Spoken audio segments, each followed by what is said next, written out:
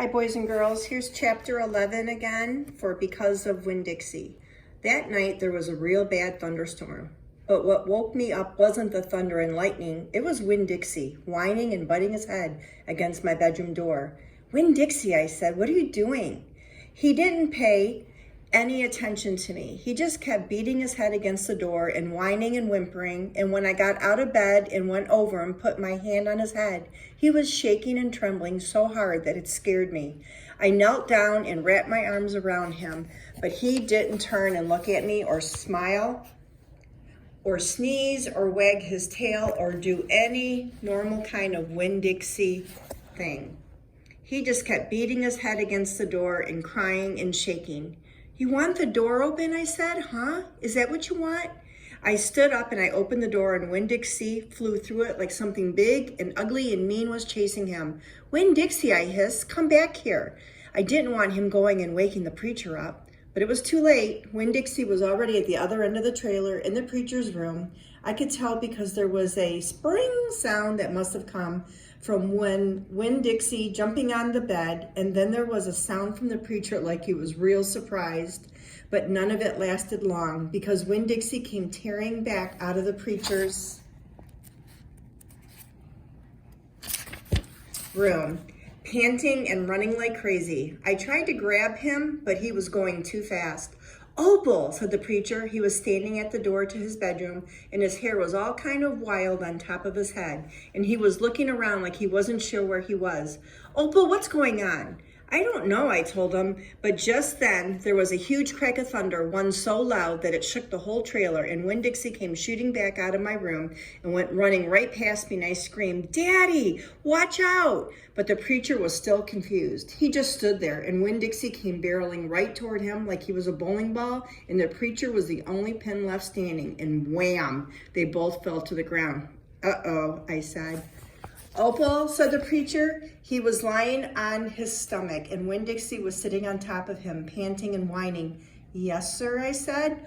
Opal, the preacher said again. Yes, sir, I said louder. Do you know what a pathological fear is? No, sir, I told him. The preacher raised a hand. He rubbed his nose. Well, he said after a minute, it's a fear that goes way beyond normal fears. It's a fear you can't be talked out of or reasoned out of. Just then, there was another crack of thunder, and Winn-Dixie rose straight up in the air like somebody had poked him with something hot. When he hit the floor, he started running. He ran back to my bedroom. I didn't even try to catch him. I just got out of his way.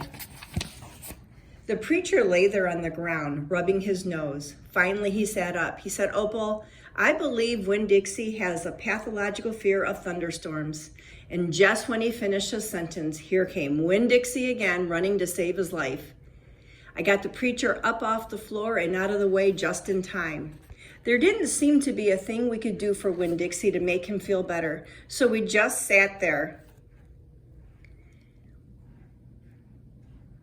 and watched him run back and forth, all terrorized and panting. And every time there was another crack of thunder, Winn-Dixie acted all over again, like it was surely the end of the world.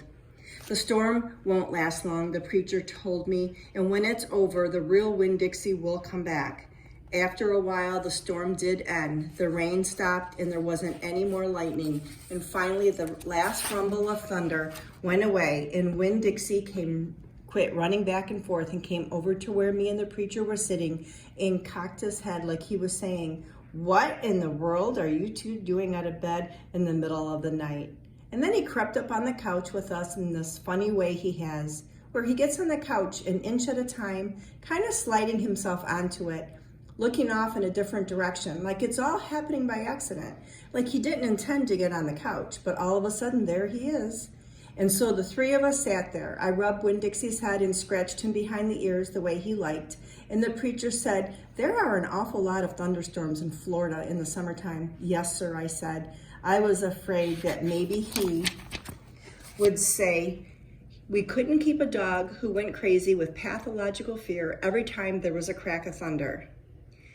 We'll have to keep an eye on him, the preacher said. He put his arm around Winn-Dixie. We'll have to make sure he doesn't get out during a storm. He might run away. We have to make sure we keep him safe. Yes, sir, I said again. All of a sudden, it was hard for me to talk. I loved the preacher so much. I loved him because he loved Winn-Dixie. I loved him because he was going to forgive Winn-Dixie for being afraid. But most of all, I loved him for putting his arm around Winn-Dixie like that, like he was already trying to keep him safe.